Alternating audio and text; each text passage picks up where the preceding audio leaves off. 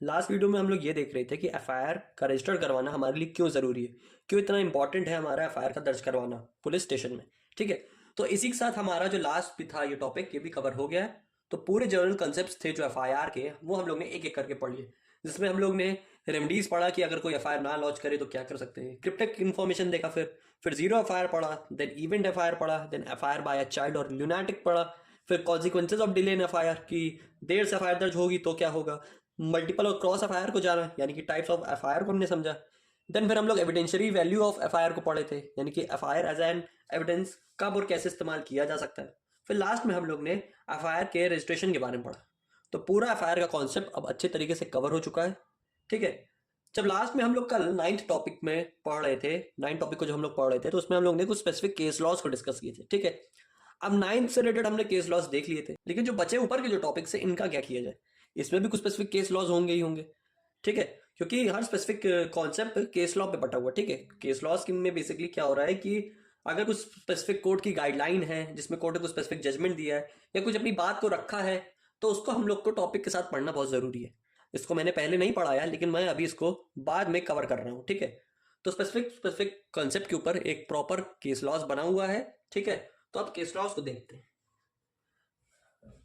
जिसमें जिसमें होगा मैं आपको डायरेक्टली वही वही केस लॉज पढ़ा दूंगा जिस जिस टॉपिक का होगा। ठीक है, तो क्रिप्टिक इन्फॉर्मेशन का हम लोग देखते हैं। इसमें एक Manu Sharma versus NCT of Delhi 2010 का सुप्रीम कोर्ट का केस है।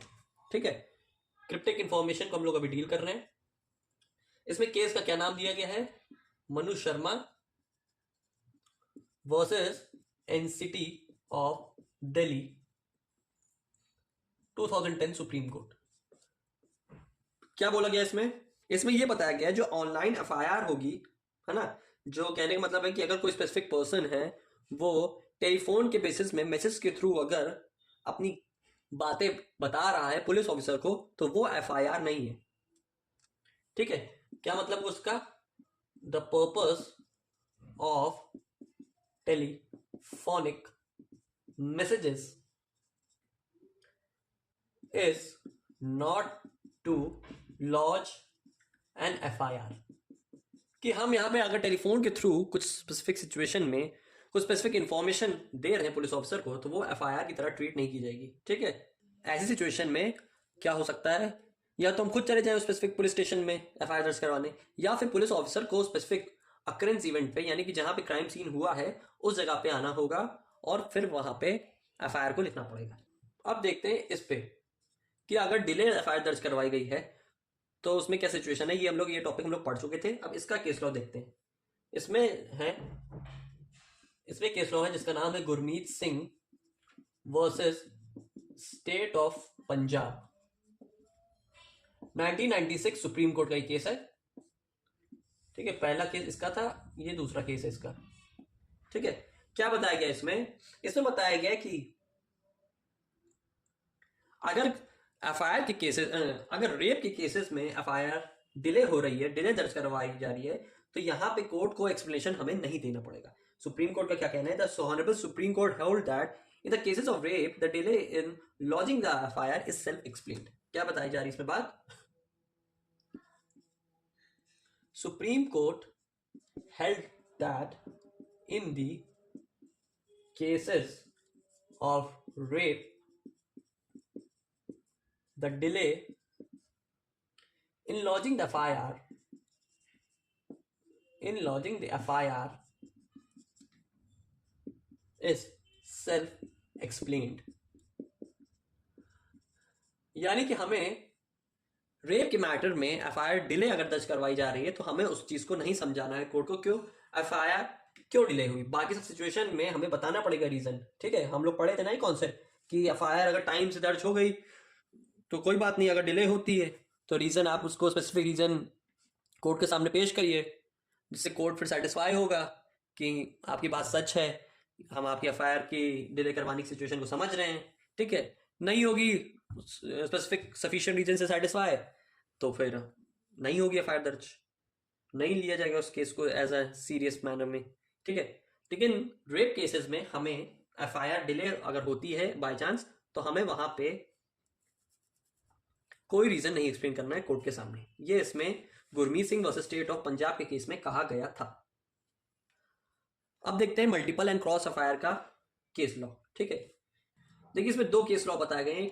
एक का नाम है टीटी एंथनी, यहां मैं लिख दे रहा हूं TT Anthony versus state of Kerala versus state of Kerala. 2001 supreme court का केस है ये। ठीक है, इस केस में क्या कहा था कोर्ट ने?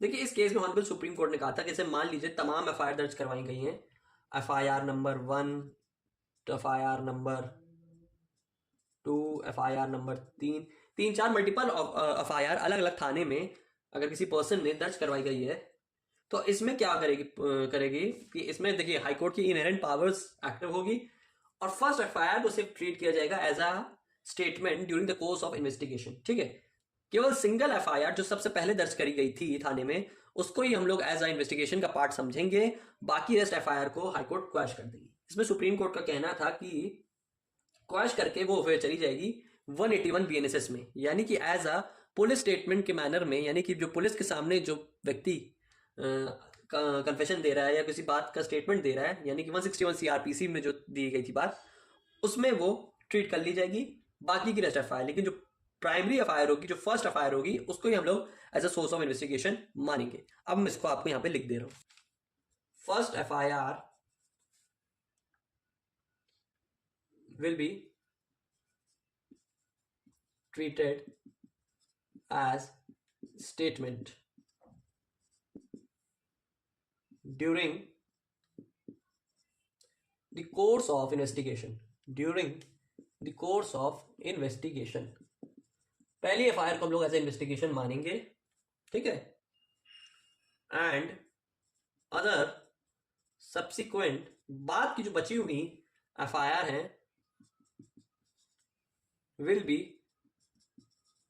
covered under section 181 BNSS, यानी 161 सीआरपीसी में, जिसमें पुलिस के सामने जो व्यक्ति स्टेटमेंट देता था, उसमें ये स्टेटमेंट की तरह इस्तेमाल कर ली जाएगी आपकी बची कुची बाकी की एफआईआर। ठीक है, लेकिन जो प्राइमरी एफआईआर होगी, जो पहली एफआईआर होगी, उसको हम लोग as a statement during the course of investigation मान लेंगे। ये TT Anthony versus state of Kerala 2001 के केस में कहा गया था। फिर देखते हैं एक और केस लॉ इसी मल्टीपल और क्रॉस एफआईआर से रिलेटेड। नाम लिख लीजिए, क्या नाम है? रमेश चंद्र नंदलाल पारेख। शॉर्ट में इसको मैं लिख दे रहा हूं या पूरा ही लिख दे रहा हूं, रमेश